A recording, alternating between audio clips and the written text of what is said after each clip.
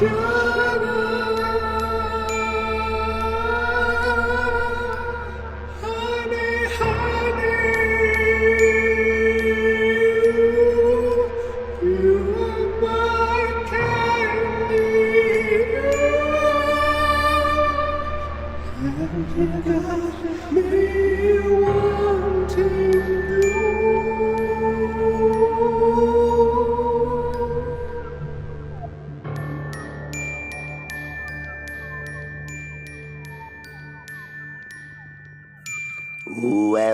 to Riverdale After Dark, a podcast about the CW's Riverdale that's putting its tippity-tap dance shoes on. I'm Alex. When you walk through the darkness, there's something up ahead, a light, bright spot. But is it? It is. It's milk.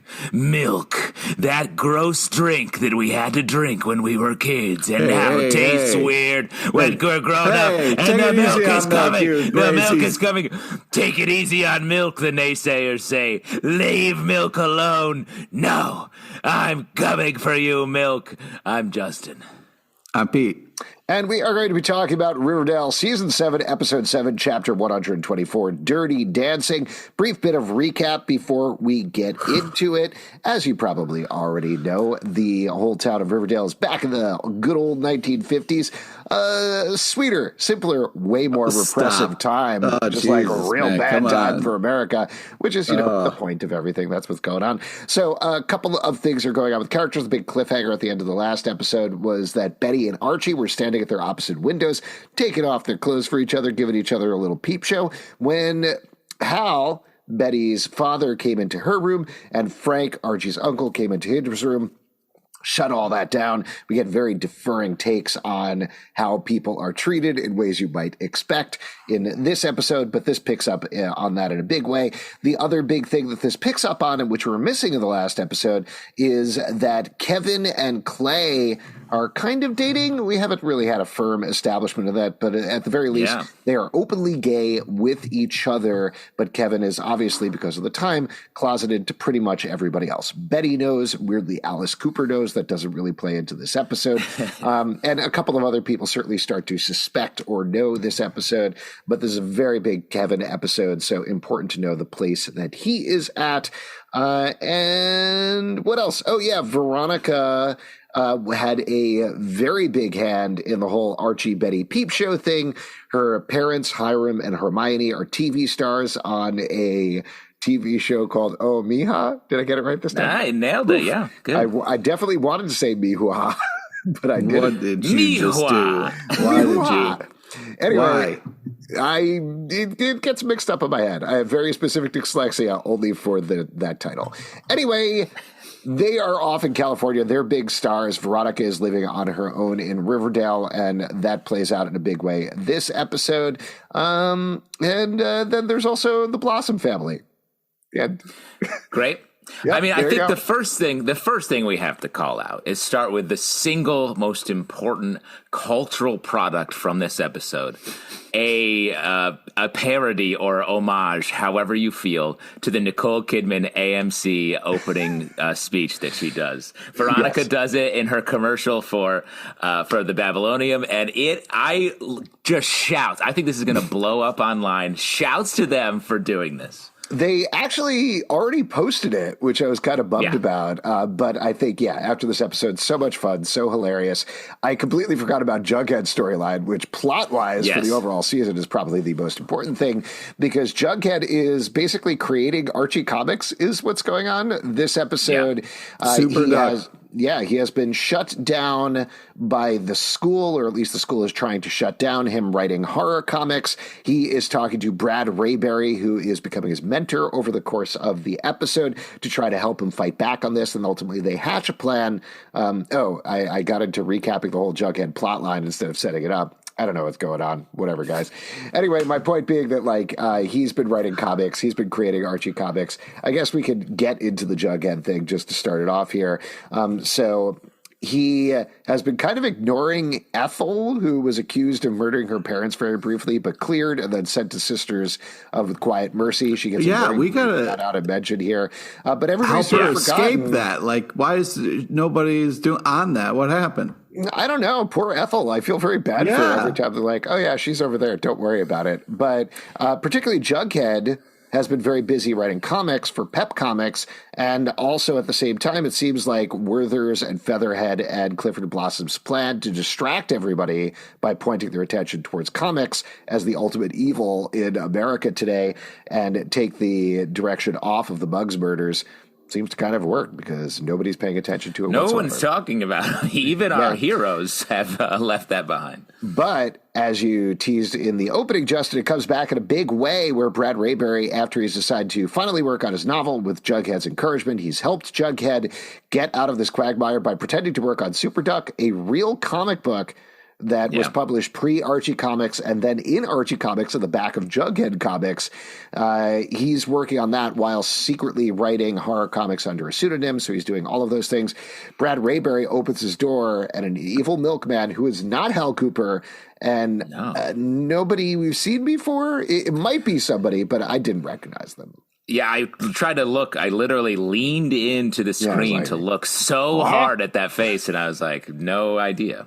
So seems like a new killer or maybe a sort of an assistant killer, an intern He killer. definitely wasn't the old guy who was the actual milkman, which is a good relief. Unless the old milkman is drinking people's blood to regain his youth.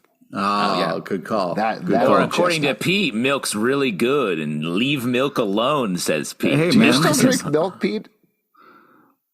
Maybe sometimes. Not in like coffee, but like a glass of milk. You'll have a cold glass of milk. You have a glass of milk. Maybe sometimes when I go. No, it's fine. I'm It's not a making safe fun of you. space. I'm just honestly It surprised. seems like you are. My dad, when we have lunch, he pours a glass of milk. So It's I fine. usually It's fine. join So it's like him in comfort of having- home type thing. Yeah. It's great. Okay. Yeah. I think for me personally, my milk journey, the idea of drinking an My entire milk glass journey. of milk is insane to me. It's Sitting down, it's tumbler like glass. drinking It's soup. a tumbler. It's a tumbler glass. I totally agree. I don't know when the switch happened, but it was definitely when we were growing up. It's like, you got to drink like 5 glasses of milk a day. Go, go, go. Dude, Wow, drink an you had to entire drink carton. 5 Come on. glasses? Yeah, milk was like what you have at dinner, the amount of milk I drank. And then at one point I was like, what am I doing? And don't get me wrong, I love cheese. I'll eat cheese anytime. But if I wake up in the morning and there's a piece of cheese in my mouth, I'm happy. But the idea of putting milk in a You would glass. be worried about where that cheese came from, or No questions, no notes. I got a cheese mouth. I'm waking up with cheese mouth. Yeah, I'm into it. all right. So the Jughead storyline, actually, I want to take a quick step back because I was pretty negative about last week's episode, and this one totally worked for me. And I was What? trying to think of, well, here, I'm going to get into. This was an emotionally hard episode and like really kind of upsetting at moments. What are you talking I about? think so. Like In a good way. this is first of all, without spending too much For time on who? it. I will establish, Pete. Remember this discussion that we have had multiple times across many podcasts that I think something is good when I can emotionally relate to it, and it is hard and challenging in that way. That is what I'm saying. Not good as in positive, so much as well done. Okay, can we get past that part of the discussion? Agreed. That little yelly thing that we always do. I was saying, just in terms of the structure, I was trying to figure it out. Like, this also has multiple trains running at the same time. We have the Veronica storyline, we have the Jughead storyline, we have the Archie storyline, which dovetails with the Betty storyline, but they're also kind of on their own thing. So I was trying to figure out what worked about this episode that didn't work for me about the last episode. And I think it was the Riverdale grandstand thing that brought everything together. Like, it was this thing that you could check in on that had different characters showing up and interacting at different times. You also had the fact that Veronica and Betty and Archie's storylines all tied into each other. And you also had, it's not the biggest mix-em-up in the world, but having Archie in a storyline with Kevin really felt like fresh and new, or at least something that we haven't seen in a very long time. So that felt good to me. Yeah, I agree. And what I would say about it is it felt like last episode, everyone was sort of struggling alone, almost purposefully so. And in this episode, everyone was connecting. And I think for me, that's a difference where I'm like, when the show is everyone's going away, when I'm like, just talk to your friends. You're all friends. Talk to all those friends you have. The whole point is your friends. Just stop talking to just the adults who friends. The adults are all terrible. They want you to drink milk. That's bad and gross. Exactly. Those milk pushing adults. Get off the tea and talk to your friends. But get that's off why the tea and get on your feet. That's what I was saying. I thought you were saying, have a tea. Don't have milk. Have some tea. Have a tea. That's a way to be. Wow. All right. Drink catchphrases over here. This episode, everyone connecting and sort of taking care of each other, especially Archie, who is sort of like, I love the moment later in the episode when he and Betty are talking and he stands up and is like, you know what? Fuck all this. I hate all this. And it really sets the tone of like youth rebellion, which the show has done a lot, but this feels like the most cohesive. And the fact they're in the 50s gives them something great to push against. Yeah, it's this repression that everybody is dealing with in different ways and having it targeting them in different ways. I know we're jumping all over the place, but like that ties into every single storyline. Every single storyline, it plays out there in very different ways. I think it plays out very clearly. You see it in different ways in that scene that is so hard to watch, but sets up the storyline so perfectly when Betty and Archie walk into the classroom after everybody knows about the Peep Show, and Betty gets like slut-shamed. Shamed. Like straight up shamed. She feels awful. And then Archie comes in and they're hooting and hollering for him. It's awful. It's awful to watch. Archie clearly feels very uncomfortable with it and is looking directly to Betty to see how she's feeling, and she's looking away, so they're not able to connect on that. They're also clearly feeling very nervous because they've told not to really spend time with each other. But I thought it was a very challenging way to present these characters. And also, frankly, I know we're making fun of the adult characters, but a very challenging way to present the adult characters as well, particularly Sheriff Keller. Yeah, 100%. Dude, that was awful. It's like, it's very hard to watch. It feels like we're jumping all over the place. But I do think like the sense of theme that goes throughout is interesting to talk about, where you expect a modern Tom Keller to be like, yep, I'm proud of my son, Kevin. He's gay. Sounds good. Let's go. And I'm the sheriff. Let's all have a good time, or, whatever he's going to do in the modern era. Here, he finds these bodybuilding magazines and he immediately is like, I don't know what to do about this. Like, this is not the way that you're supposed to be. He signs him up for basketball. We get Twilight Twist as an old whore that he sends him to like lose his virginity. The whole thing is very upsetting, and particularly upsetting because we see this distance between the Tom Keller that we know and this version of Tom Keller. Well, and I think it's emblematic of the time, and like I didn't grow up in the 50s. Pete did. He can tell us about it. Yeah, Pete, you were a grandpa in the 50s, right? I was a prospector. Yeah, that's right. Old-timey prospector. That's right. You missed it. The gold rush was almost 100 years before that, I believe. But I just got to find the right spot. It's out there. I'm gonna find it. Get my gold. That's really funny. But I do think it is. They're putting these characters in sort of the roles of people that were that way in the time. At least, especially in the way that film and television portray like real dramatic presentations of the way people acted, and the things that parents did as what they were like, I'll handle this. I'll send my my son to a sex worker to try to like stop him from being gay. And like that, all of that is feels like, even though it's not the Sheriff Keller that we know, I think it's good. It's hard to watch, but I think it really supports the story, and I think it's making the kids rise up. Like you said, Archie, like he sees the way that the class shames Betty, and that just turns him on, opens him up to all the issues going on, and I think that's why he's able to reach out to Kevin and Clay and connect with them. Even the one that I was wrestling with a little bit was Uncle Frank, because what he says towards the beginning of the episode feels contradictory with the whole reason ostensibly he's there. He comes there to knock heads. That's how he's introduced, because Cheryl and Archie supposedly went all the way. They did not go all the way.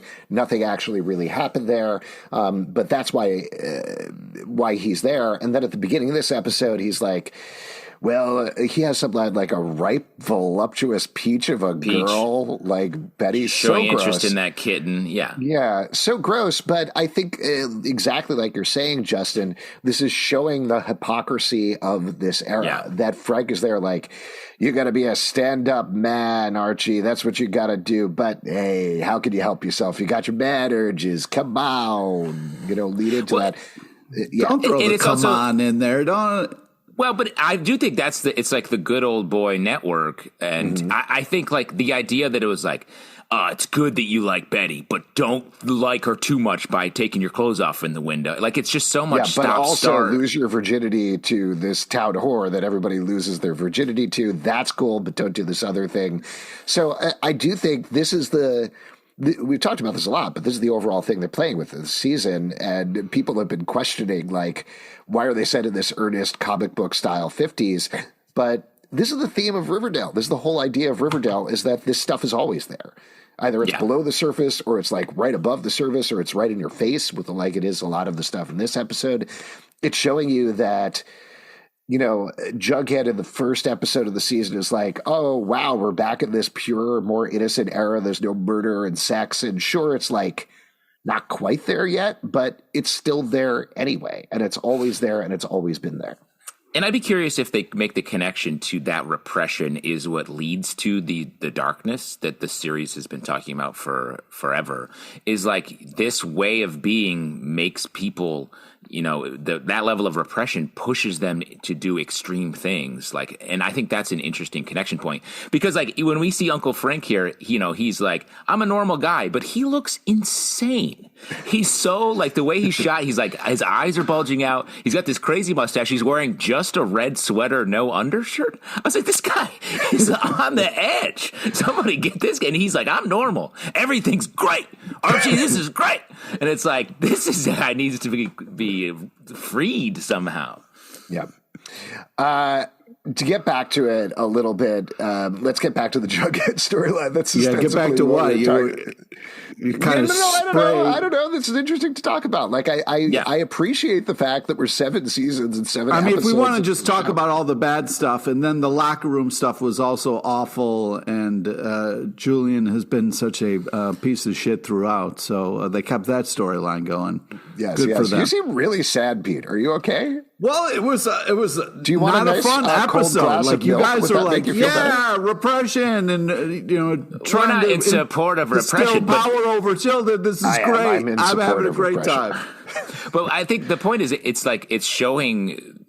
This is an episode where our heroes are sort of losing. They're pushing at the borders that they're stuck in, and like I know that's frustrating to watch as a fan, maybe, but like it helps. It's the journey. It's the hero's journey they're going on, and like yes, that locker room scene was awful, but I think it's that Julian is portraying that everyday hatred that like people grappled with back then and are still under the thumb of now. So I think we got to see that. It's important to see this like casual, rich, privileged dude coming in and just like, getting after people who are just trying to be themselves.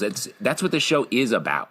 Yeah, and we talked about this last episode. I am sure a turn with Julian is coming. I don't think it's going to forgive everything that he's done, but we're absolutely going to find out why he is the way he is. The other thing that I'll say on the other end of the spectrum, in between all of the heartbreaking, hard to watch stuff in this episode, it's also very funny. Like, you've mentioned this a lot, Justin, but I cannot believe the new iterations on insane language that they came up with.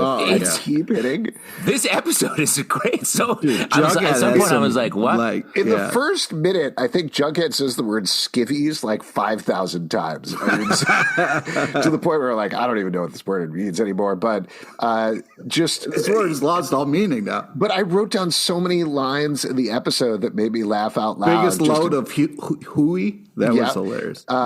Just Lily Reinhart when she's talking to Alice towards the beginning of the episode, and Alice is like, "What were you thinking?" The way that she's playing it, and she's just sort of like throwing a little snit like a teen. Very funny. You don't want to see me frosted, young lady. If I ever catch you saying hello to that redheaded pervert. Yeah, it was great. Yeah, but then later in the episode, Archie was like, "You should have seen Betty. She was so frosted." Yeah, that was cut the gas. That's the biggest load of hooey I've heard in my life.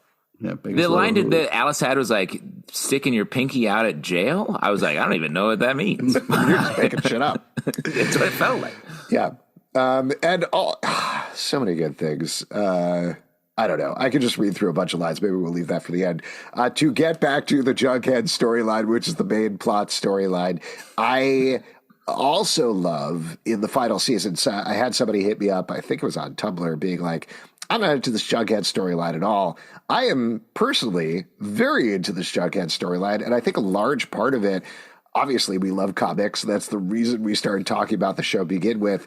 The fact that they are really diving into actual history with comics and having Jughead, like we were joking about earlier, invent Archie comics from the ground up, essentially, is really fun and interesting. I am enjoying watching this process happen. I am a little worried because, like, there is a Jughead in another timeline whose job is just generating comic ideas and story ideas. And now he in this iteration has to crank out 2 sets of product at the same time, so nobody is the wiser. I'm a little worried about Jughead's stress level around writing and how that might just all tear it all together. You think he can't handle Super Duck? I feel like Super Duck is sort of a light lift. How dare you, sir? How dare you? Super Duck is just as challenging as a horror We've watched 7 comic. seasons of the show. I guarantee you, 2 Super Duck stories in, he's going to be like, Super Duck is sitting at his old-timey typewriter typing a story about Super Duck. Here we go. What else happened to me today? Super Duck is Archie, ... Or, Duckhead, the great relationship that we're trying to... maybe, Pete, you can get on board with Duckhead. Yeah, you shipping Duckhead, baby? Yeah. I just called you baby. That was weird. You meant that when you said baby. That wasn't Italian. It was like, just to be clear, that wasn't... Let's cut that part out, man. I love it. You caught yourself saying baby. I love that. See, we've been podcasting a lot lately, and the connection is strong. Oh, my God. It's really beautiful. You shipping Duckhead, baby? I want that on a T-shirt or a sweatband. I want to have right above my forehead. Oh, man, we got him. Yeah, I'm done. You guys do the rest of the podcast. The sweatband is what got me. I love the relationship with Brad Rayberry. I think that developed really nicely. And what do you think's going on with that milkman at the end? Well, given the things in milk, it's sort of a death sentence to even be delivered that much milk late at night, right? Yeah. Well, yes. Do you think this is the actual milkman murderer, or do you think this is, like you were saying, part of a larger network of things?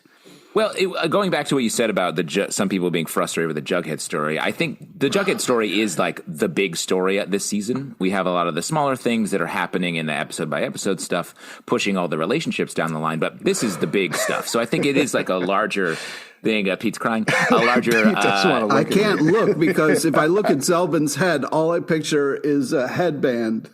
That says you shipping Jughead, baby? Yeah. And I can't. I'm trying to... That's what I want. That's what I want on a T-shirt. We need to make the headband that says you shipping Duckhead, baby. Put it on Alex. Take a picture of that and put that on a T-shirt. And that's what I want to wear. Okay, I'll just write that down real quick. Great. By the way, I want to apologize. I didn't do the hang in there Bughead poster that we were talking about a couple of weeks back. That was just beyond my Photoshop skills. If anybody else wants to try that, please go ahead. But oh my God.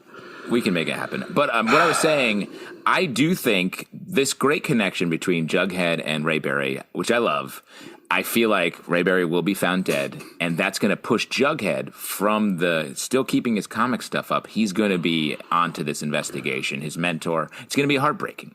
the only way, like, is Rayberry going to escape this murder? The good news is, I think that once Jughead discovers what happened, it's going to kind of get him kind of in detective mode and kind of solving crimes, which I'm hoping will then pull Betty, away from the, one-track mind over here. Mm-hmm. I mean, it could. At the very least, it's going to suck Jughead into that, which I think will eventually suck everybody else in if that's the way that the season is going. I don't think Brad is going to necessarily make it out of that. He was too happy at the end of the episode for everything 100%. to be horribly He was like, as soon as I saw him at Pops, I was like, oh, God, this is going to go horribly wrong. Yeah.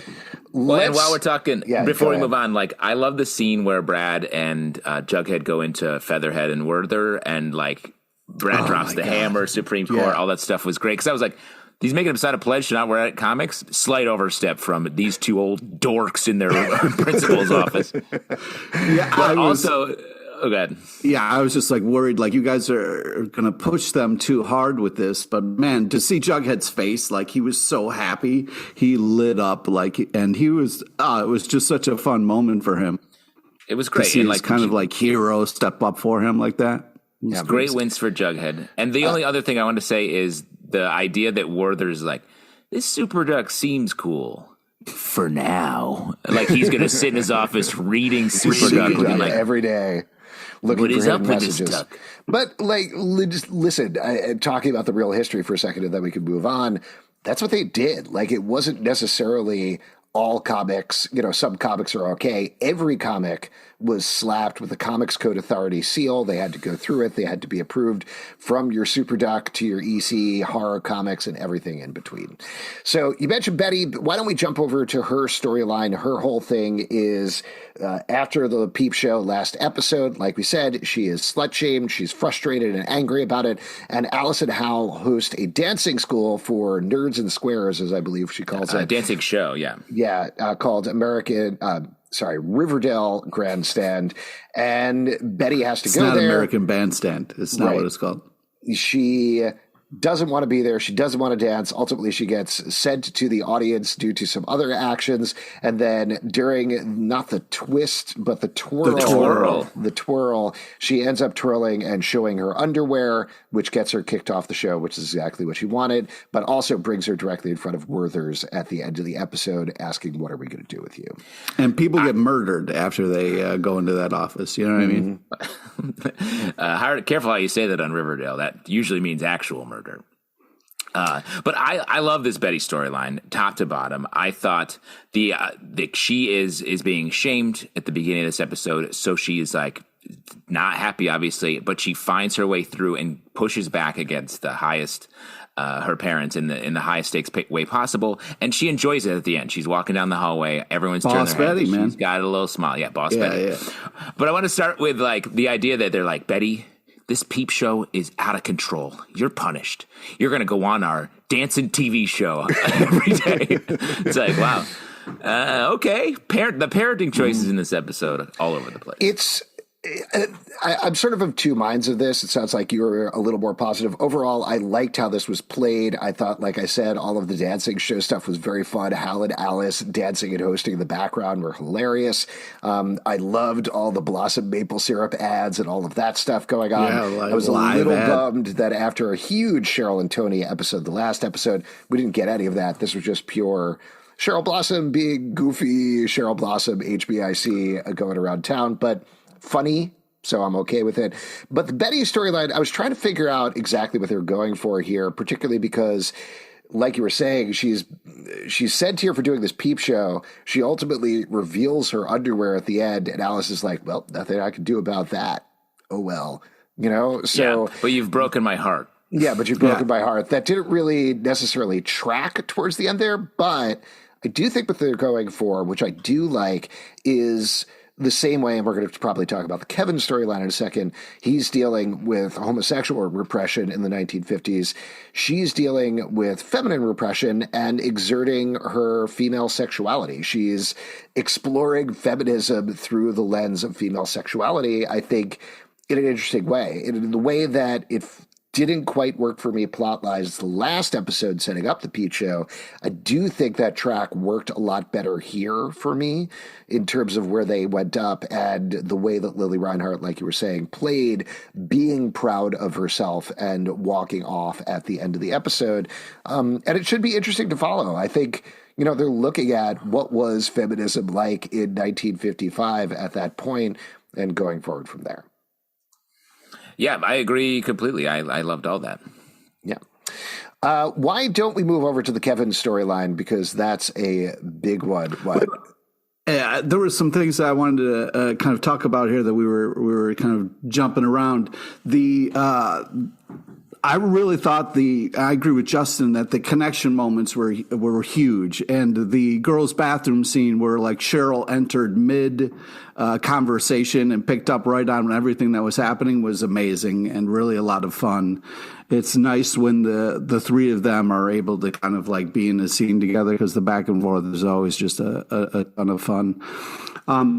Yeah, I think that the Benny, what's going on with Betty is you know, the Archie and Betty of it all, like even the two of them when they just happened to be at Pops at the same time was kind of like, oh God, what's going to happen? Tense, sexually tense, hot, cool, I mean, into it. There was the way they shot that scene. It was definitely like they're at opposite ends. They see each other like, are we allowed to approach each other? Can we talk to each other? Mm-hmm. What happens the last time that we saw each other, just the two of us, quote unquote, alone? We were taking off of our clothes. So what happens next? So yeah, you could feel that tension between the two of them there as they move towards each other. And ultimately the scene ends up in an entirely different direction, which I appreciated. I thought was an interesting way to go. But it was great to see. It's good stuff. The way Archie was just kind of stumbling through that, like, oh, gosh darn, I don't know if I should tell you, but yeah, that was fun. Well, and ultimately, and just to wrap this up here, I think this is reiterating stuff that we've kind of said, but the lesson that Veronica was teaching Betty last episode was, you're wearing lingerie for... There it is. Sorry. Excuse me. You're wearing lingerie for yourself. You're not wearing lingerie for the guys. And here is where that lesson, plays out. She, halfway through the dancing, there's this guy, Troy, who's like, hey, how about we go to Lover's Lane and give me a little peep show? And she slaps him. She's doing the underwear thing for herself. She's doing it for a reason. She is owning it. And that's how she's moving forward. She's understanding that sexuality doesn't need to be just for boys. It can be for her as well, and for how she's feeling internally. Well, and on that tip, it's interesting, like Veronica is coming in. Betty is like innocent, sort of trying to figure everything out. Veronica comes in as this sort of guru who has it all figured out, freeing her up to do these other storylines like we get with her in the movie theater here. And I'm curious if she's going to have something that she struggles with internally, because we haven't seen much of that. She's just sort of making her Veronica-style moves. But I do love her as this guru who's like, my favorite words in the English language are look but don't touch. Yeah, look but don't touch, yeah. And like... So, like, the Veronica role is interesting to me, and I did love her storyline, but she definitely feels like she's sort of in the middle. She's like her parents are going to be her big, like, kind of thing that I think that's with, it seems like. That's kind of the thing, is like everybody has their stuff that's happening in Riverdale, but Veronica's, once again, like the force that's weighing down on her is her parents, like you were saying, Pete, and they're across the country. They're on the other side of the country. But man, that telegram thing is cold. That was such a fun, like, stop, like put such extra drama on it. It was so fun to have her telegram moment back. Smithers reading the telegram was so funny too. Yeah. Well, here's the thing. Smithers can put a little life in the reading. Like, come on, how dare Let's you? Let's add some juice here. This is a high drama. You? Like, he's probably reading 9-10 telegrams a day. He's not getting, taking acting class. Getting paid. He should be able to dance when they want him to. What are you saying right now? He's exhausted. He got to a point where everybody was adults, and then they got sent back to the 1950s. He clearly remembers everything that happened. He's like, that's true. Oh, they're teenagers again. Okay. Here we go. Yeah, it does feel like he's the omniscient character who's like, I gotta wait on their teens again. Oh, I like they were grown up. I didn't have to do as much. Telegrams. I like phone calls better. Well, let's very briefly, I mean, since we're already talking about the Veronica storyline, like you were saying, I loved just talking about like mixing up the characters, Veronica and Clay, putting them in the Babylonium. Oh, yeah, that was great. So psyched to see Clay working there. Mm-hmm. Yeah. Very fun. I loved, like you said, the Nicole Kidman ad was so fun. I like the move of her buying the Babylonium at the end. You think there was too many commercials in this TV show? No, it needs more. No, more all of them were so good. The Nicole Kidman ad was great. The maple syrup ad was hilarious. Yes, it was. What was it? Cheryl's like, I have maple syrup several times a day. It's not just for breakfast anymore. Yeah. Oh my God, that's a lot of maple syrup shape of it. It's good. That's why there are also. That's why you chug it. It's so delicious. You just sometimes you got to chug some maple syrup. Oh, great! Another second headband. That's why you chug it. I'm gonna put that on mine. Can't have too many headbands, you know. That's what I'm saying. Don't start to work. I think you're right that like it is more business focused, but I do think Veronica has been always very like tight. Like she's been like, I know what I want, and I'm going to go for that thing. I have problems in the background, but let's move on and let's solve these problems. Okay. So eventually she's going to come on a collision course with whatever it is. It'll be interesting. Reggie is coming back the next episode. So we'll see if that changes things for her, if we see some sparks there.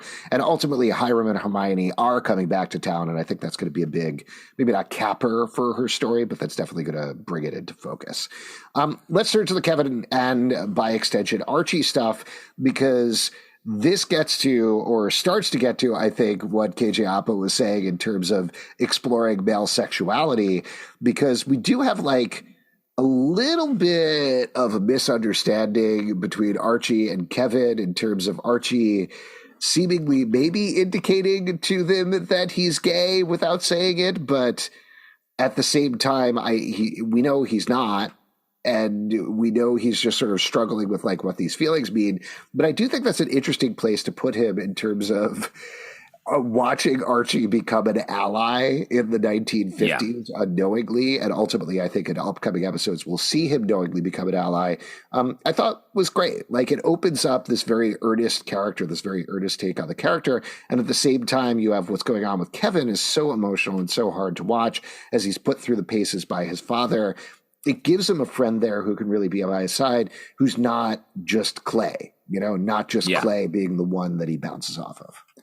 Well, and I really like it because it's something that Archie, based on the portrayal, doesn't seem to understand. He's like, he just knows that like these people, like Frank is wrong. That scene when he's like, I just lost my appetite, I thought was great, subtle. It wasn't the usual Archie, like punching a hole in the wall, like for something. He's like, I'm mad about that. You shouldn't do that. I don't know. And instead it was him being sort of innocently approaching, like, I want to care for my friends and I'm going to do that any way I can. Like in the end, and it's so like sort of goofy when he's like, I want to talk about music, plays, and movie stars. And the Kevin and Clay are like, all right, man, sure. So he's being inclusive. He's bringing everybody together so that people don't feel like they're isolated in just like the most funny general way possible. Yeah, and that's pretty boss. Like boss. Yeah, there you go. Yeah. But it's great. I mean, I think we're definitely going to see, like, I think Kevin and Clay have this silent conversation of Archie's not gay, right? Yeah, it's all in the eyes. Yeah. All right, we'll figure it out. He's just being nice. We'll kind of go for it from here. And I think it is going to be an awakening when Archie does figure out or is told that Kevin and Clay are gay. And I do wonder if we're going to get a little bit of Archie going, wait, I like similar things to them. Does that mean I'm gay? And I think that's what they do. I love that idea. The idea that he actually earnestly explores his sexuality, something we never really see on television. On television, especially this type of TV, is a character being like, "Let me see what turns me on or what I'm into." We always see the other side where everyone's a little more defined. So I think this is great. Yeah. So yeah, overall that was good. I felt a little weird about the turn with Twyla Twist going from being badass gag leader to being whore that everybody passes around, but I guess it is what it is. Well, that scene was interesting.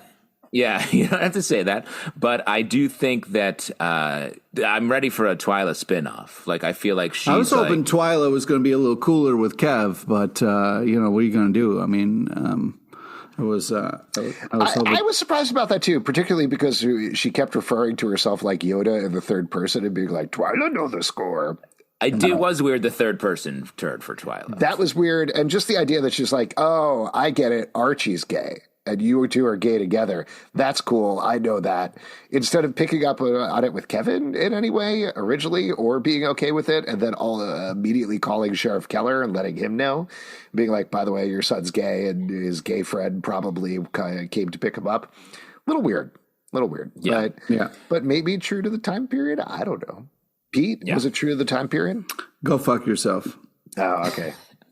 Not a lot of was anybody else upset that we got robbed of a Dilton Betty dance scene? Dilton was mad. Dilton was definitely Dilton was also mad. Yes, that's correct.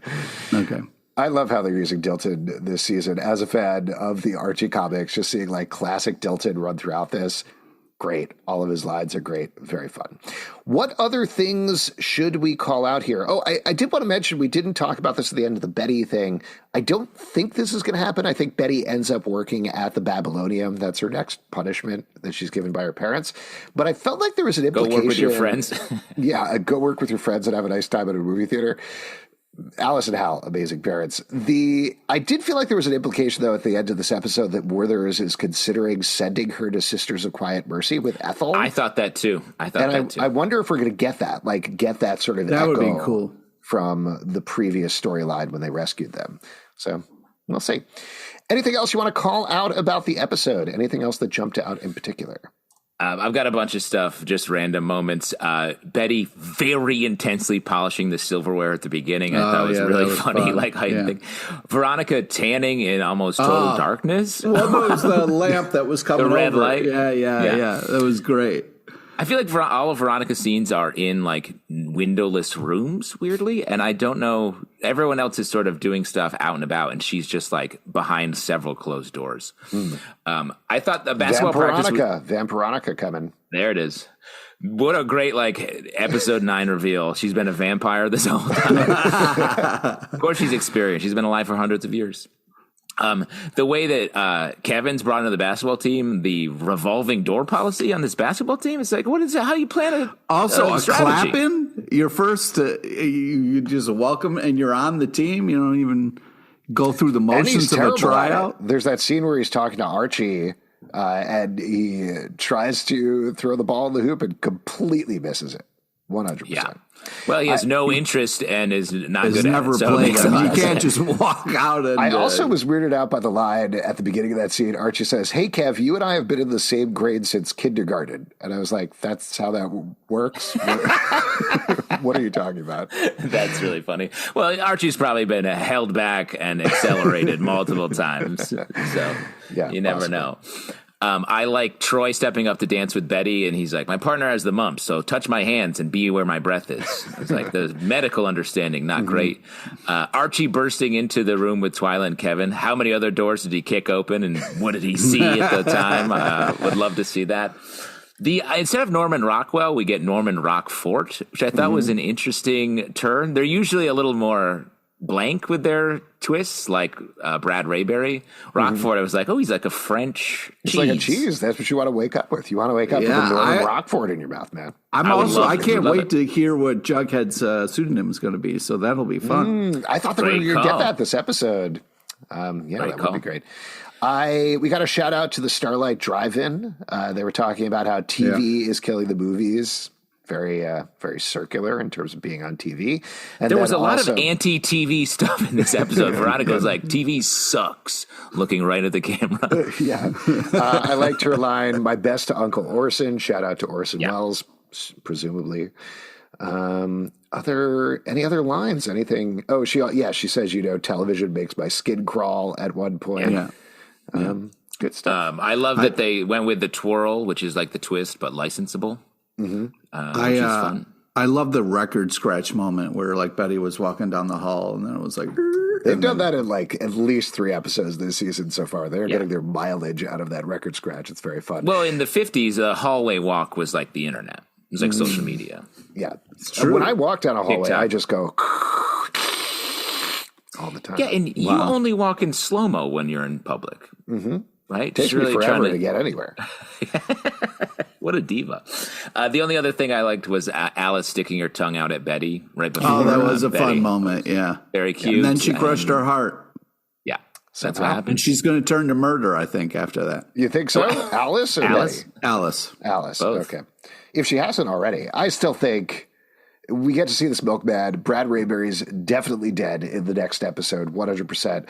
But I think that's just the tip of the iceberg. They got a lot more episodes to go. I mean, I guess not a lot. They have 13 episodes to go. That's all right. Jughead's going to be on the case, man. I'm feeling good about the milkman going down. Well, and to get back to it, what you were saying about like Betty on the case, I think if Betty gets back on the case, I think we're still a couple of episodes away from that at this point because she's on a whole other journey, on a whole other thing. I think we still got Barchie, not even bubbling in the background, but the foreground, it's right at the front of the stove. Well, they gotta kind of like be in the same room so they can figure out it's more brother sister love than that definitely get a lot of brother sister energy, which is the real Betty and Archie. Did you just call Betty and Archie brother sister love? Yeah, the sort of brother and sisters that get sexually. Well, they're not. They're friends, and they've been through a lot together. But I don't know. You know what I mean? Ridiculous. You're a ridiculous person. Let's move on and talk about the MVP this episode. Who was the MVP? Who MVP'd? Take it first. Who MVP'd? We have to go with Betty. It was great to see her having some back moments. On the Betty beat. And, her in the principal's office was a boss level, so it was great to see. Yeah. Justin, what about you? Who was your MVP? In lieu of giving it to Betty, I will give it to Archie, who I think is having just a great season. Moved back to the center of the show. He is sort of the innocent avatar for us to get into this time period and realize there's more problems here, and he's the hero that Riverdale needs. I'm going to give it up to Kevin in this episode, like we always talk about. Yeah, where is Kevin? Sometimes he's disappearing for episodes at a time. So to get a really good, meaty Kevin story is great. Yeah, we got a Kevin up. Yeah, Casey Cott absolutely killed it. I will say, for the record, I would love to have a Kevin episode that isn't just about him dealing with gay trauma. That would be nice. Yeah. Maybe a little joy. Like, I'd love to see him explore whatever the gay scene is like with Clay. Maybe they bring Archie along. We talked about that a couple of episodes back. Maybe he writes a play and a bunch of people are murdered at it. You know what I mean? Great. What a dream. Something like that. Well, it's interesting you say that because I actually think Clay has gotten a lot more of who is he and what is his life? In this episode specifically, he's like, I want to, he's into movies. I loved the Clay stuff with he and Veronica. So yeah. Bring Kevin in on that. Kevin. Yeah, Kevin does some positive stuff too, but very happy to see it. And again, Casey Cott really brought the emotion in this episode, so that was great. If you'd like to support this podcast and all the podcasts we do, patreon.com/Comic Book Club. Also, we do a live show every Tuesday night at 7 p.m. to Facebook and YouTube. Come hang out. We would love to chat with you about Riverdale. Apple, Spotify, Stitcher, or the app of your choice to subscribe, listen, and follow the show at Riverdale Dark on Twitter, Riverdale After on Instagram, Riverdale After Dark on Facebook, comicbookclublive.com for this podcast and many more. Until next time, Pete, stop picturing me with that headband. It's too much. I can't stop. Okay, baby. You shipping Jughead, okay, baby.